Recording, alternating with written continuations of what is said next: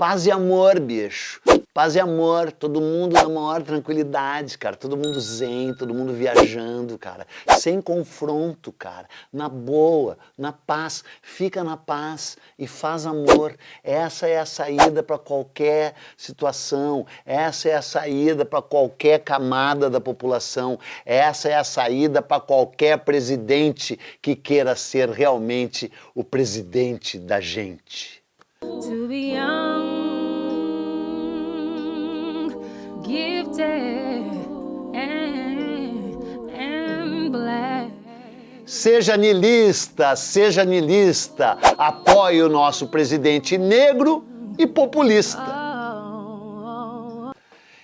Cara, o Brasil já teve um presidente negro. O Brasil já teve um presidente negro. Tudo bem, não era negão, assim, mas era mulato, bem mulato. Ele sempre soube que ele era mulato, mas por uma questão racial clara e nítida do Brasil, ele nunca assumiu plenamente a sua negritude. Mas é só estudar, não apenas as fotografias, não apenas as feições, não apenas o cabelo, mas a trajetória do Nilo Peçanha e tudo que aconteceu com ele, desde o nascimento até a morte, para você saber que sim, o Brasil teve um presidente negro, e se não negro, repetindo, mulato, bem mulato. E o melhor de tudo, sabe o que é? É que assim que ele assumiu a presidência, ele declarou: vou fazer um governo baseado na paz e no amor. Hein? Não é lindo? Claro, ele só podia ter nascido em 67, né? No verão do amor. Tá, foi em 1867, foi no dia 10 de outubro de 1867, né? Era um libriano, o Nilo Peçanha. E é claro que a gente não tem a plena, quer dizer, a gente não tem não, vocês não têm, porque vocês não sabem nada, não sabem quem foi nenhum dos presidentes, sabe lá no máximo o Marechal Deodoro, que sabe depois, Campos Salles, né? Mas é que é o seguinte, é que no caso específico do Nilo Peçanha, ele era vice-presidente que acabou assumindo a presidência. Então também já fica uma coisa diferente, mas foram vários vices que assumiram na história do Brasil, vários desses vices tiveram momentos de grande turbulência, outros nem tanto, né? Lembrando que o Sarney era vice, lembrando que o Itamar era vice, né?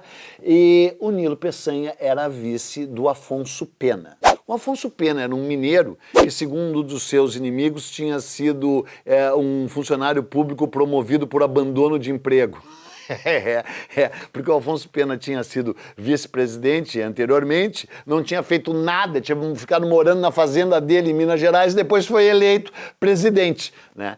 Mas, cara, esse episódio não é sobre o Afonso Pena, né? Talvez algum dia eu me rebaixe a fazer um episódio sobre o Afonso Pena, mas o fato é que o Afonso Pena morreu de desgosto durante o seu mandato. Ele morreu em julho de 1909, quando ainda faltavam 17 meses para o encerramento do seu mandato. Ele morreu por uma série de motivos, mas o principal deles foi que ele morreu de desgosto pela morte do filho mais velho. Mas ele também morreu porque ele foi desafiado pelo seu próprio ministro da Guerra, o Hermes da Fonseca, que era sobrinho do Marechal Deodoro da Fonseca, né, que entrou no gabinete presidencial no Palácio do Catete, bateu com a espada na mesa e disse: eu serei o próximo presidente do Brasil, porque havia aquele esquema de alternância no poder, né, de presidentes paulistas com mineiros. Era o esquema do café com leite, tão bem urdido, tão bem articulado pelo Campos Salles, e que poderia durar por toda a eternidade se não tivesse começado a sofrer as suas fissuras, primeiro nesse governo do Afonso Pena, que quis fazer o seu sucessor um mineiro, sendo já ele mineiro, né? Mas o cara morreu. Daí ele mesmo assim tentou um outro sucessor, um tal Davi Campista, que era o ministro da Fazenda dele, né? Criou uma grande celeuma entre os partidos republicanos do Brasil e o Hermes da Fonseca, que era do Partido Republicano Conservador e era ministro da Guerra do Afonso Pena, disse: não, presidente, você eu. Dizem que foi uma briga ali no Palácio do Catete, né? E o Afonso Pena começou a ficar meio assim, morreu o filho dele, ele, pof, cara, bateu as botas E o vice dele era o Nilo Peçanha. E agora que vai começar o episódio, cara, nem se tu soubesse alguma coisa sobre a história do Brasil, eu nem precisaria ter falado tudo isso, já entrava direto, porque você saberia que o Nilo Peçanha tinha sido eleito com 272.500 votos contra 618 votos do candidato da outra chapa. Isso mesmo, 272 mil votos contra 618 mil votos do tal Alfredo Varela, né? E por quê? Porque ele tinha sido deputado constituinte na Constituição de 1891, ele tinha sido deputado pelo Rio de Janeiro, ele tinha sido presidente da província tinha sido presidente do Rio de Janeiro, na época se chamava presidente de Estado, né? E tinha sido um ótimo presidente. A história dele é o seguinte, ele nasceu em Campos dos Goytacazes, né, a cidade de Campos, que ainda está aqui no mesmo lugar, aqui no norte do Rio de Janeiro, e ele era filho, cara, do cara chamado Sebastião da Padaria. O pai dele se chamava Sebastião de Souza Peçanha e era padeiro, e era conhecido como Sebastião da Padaria. E a mãe dele era Joaquina Sá Freire, e ele nasceu no Morro do Coco, né? Tanto é que ele seria várias vezes chamado, especialmente pela elite canavieira de Campos, como o mulato do Morro do Coco. E ele próprio disse que foi criado, cara, à base de pão dormido e paçoca. Era uma família de classe média baixa, era uma família pobre, talvez nem fosse classe média baixa, né, cara, fosse pobre mesmo, mas o Nilo Peçanha, desde o início, cara, foi um cara determinado, foi um cara focado, foi um cara disposto a subir na vida pelo próprio esforço, e mesmo tendo estudado em escola pública, ele conseguiu entrar na Faculdade de Direito do Largo São Francisco, em São Paulo, que formou tantos políticos e tantas pessoas importantes na história do Brasil. Mas ele saiu dessa faculdade e foi para a Faculdade do Recife, que também foi o outro polo que formou bacharéis, que formou advogados, que formou pessoas ligadas ao judiciário que se envolveram na política no Brasil. E ele se formou como advogado na Faculdade do Recife, veio para o Rio de Janeiro e se ligou, evidentemente, nas causas abolicionistas, era óbvio, lutou bastante pela abolição, e aí depois se vinculou ao Partido Republicano, apoiou o golpe militar republicano de 1889, e aí foi eleito deputado constituinte em 1890, participou da Constituição, e aí depois foi deputado pelo Rio de Janeiro, aí foi presidente do Rio de Janeiro em 1903, dizem que fez uma administração impecável, foi um dos melhores governadores na época chamava presidente, já falei, do Rio de Janeiro. Depois, em 1906, se reelegeu outra vez e até que resolveu, então, concorrer como vice-presidente na chapa do Afonso Pena, foi eleito com grande margem de vantagem e aí teve que assumir a presidência, cara. Assumiu a presidência com um país rachado, com um país problemático, e ele, sua primeira declaração foi: farei um governo baseado na paz e no amor. Não é sensacional, não é maravilhoso? Os hippies roubaram essa frase do extraordinário Nilo Peçanha, né? E na verdade é o seguinte, cara, foi um certo disfarce, né? Porque na verdade, embora ele tenha sido o primeiro presidente realmente popular e populista da história do Brasil, porque ele costumava percorrer os bares, percorrer as lojas do centro do Rio de Janeiro, falava com todo mundo, era muito bem quisto pelo povo de várias camadas sociais, né? Ele, ao mesmo tempo, cara, era um político ardiloso, uma raposa, porque ele sabia agir com a mão forte de um caudilho, mas isso por debaixo das cortinas, porque ele atacou fortemente os seus os seus adversários políticos, se livrou deles e ele teve que comandar com mão de ferro, embora disfarçadamente, um país bastante tumultuado, né? Mas ele nesses 17 meses, de certa forma, conseguiu apaziguar o país. Porém, né, ele rompeu com o Partido Republicano Paulista e ele rompeu com o Partido Republicano Fluminense, né, do qual ele tinha sido fundador, e se aliou, cara, com o Partido Republicano Conservador, apoiando o Hermes da Fonseca contra o Rui Barbosa. Algum dia eu vou fazer aqui um episódio sobre as eleições de 1910, que foram as eleições mais polarizadas da história do Brasil, mais polarizada que Lula e Collor em 89, mais polarizada que o Poste, a Coisa e o Coiso em 2018, e que botou de um lado a pena, o Rui Barbosa, a pena, de peninha, de escritor, e a espada, que era o Hermes da Fonseca. Ganhou, evidentemente, a espada, com o apoio do Nilo Peçanha. Então, né, mesmo sendo o Nilo Peçanha o nosso primeiro presidente quase negro, nosso primeiro presidente mulato, nosso primeiro presidente popular, né?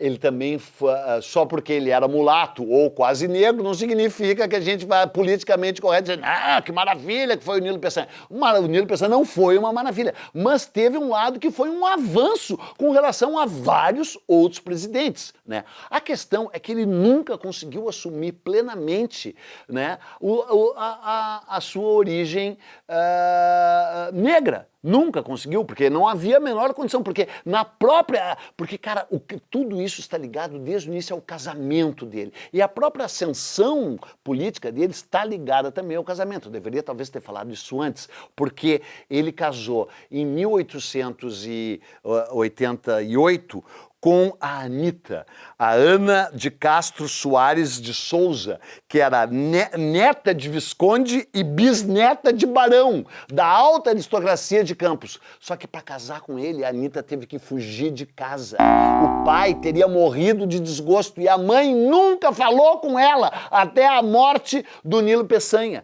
porque disse, vai casar com um mulato do Morro do Coco. E as charges e os deboches que se faziam a ele, especialmente em Campos, mas também no Rio de Janeiro, antes dele se firmar como uma força política inatacável, eram evidentemente de cunho racista, né? Mas o grande historiador Alberto Costa e Silva, atual, está vivo ainda, genial, talvez junto com Evaldo Cabral de Mello, o maior historiador brasileiro vivo, tem 90 anos de idade, ele diz que não foi só o Nilo Peçanha que escondeu suas raízes negras, que o Rodrigues Alves, que o Campos Salles e que o Washington Luiz também tinham um pé na cozinha, para usar a expressão que o FH, né, FHC usou, só que daí usou com um grande orgulho. Eu tenho um pé na cozinha, blá, blá, blá, blá, blá. Que, aliás, nunca ficou plenamente confirmado esse pé na cozinha do FH, né? Mas, com certeza, ficaram confirmados os pés na cozinha de Rodrigues Alves, de Washington Luiz. Mas o maior desses era, evidentemente, o do Nilo Peçanha, que nunca pôde fazer nenhuma campanha pró-negritude, porque os tempos eram outros, né? 1910, 1911, 1912. De qualquer forma, e pelo outro lado, ele criou o primeiro movimento personalista na história do Brasil. Ele criou o niilismo. Não é sensacional? Niilismo. Só que não é niilismo, né? É niilismo. Eram os caras que eram seguidores do Nilo Peçanha.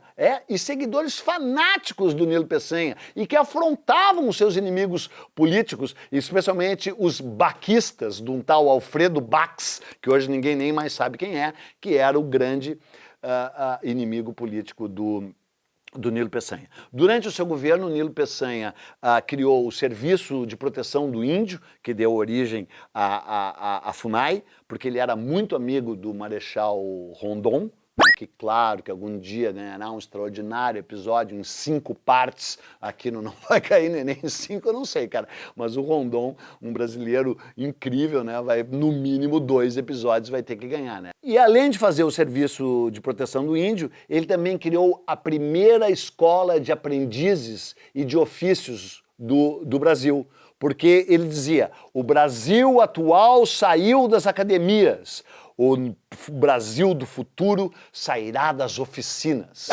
a máquina ferroviária, o elevador. O elevador foi inventado por um cara chamado Otis, né, um negro americano chamado Otis. Talvez com isso ele quisesse dizer, né, que negros poderiam ser grandes inventores, como de fato foram, né? E aí ele criou esse serviço de aprendizagem que depois daria origem a essas escolas técnicas. E ele também criou o primeiro Ministério da Agricultura do Brasil. Então ele se manteve durante 17 meses na presidência, não governou num reinado de paz e amor, num governo de paz e amor, como falou, mas conseguiu apaziguar a nação, embora tenha feito essa opção estranha pelo Hermes da Fonseca, né? Aí ele sai do Brasil, volta anos depois, é eleito de novo como presidente do Rio de Janeiro em 1914, né? E aí morre em 1924, com 56 anos de idade, e quando ele morre, aí sim, uma manifestação de muitos niilistas mulatos e negros realçando essa origem racial dele. Então essa é a história de nosso primeiro presidente negro, um homem de paz e de amor, como é o canal Buenas Ideias, cada vez mais manso. Tchau.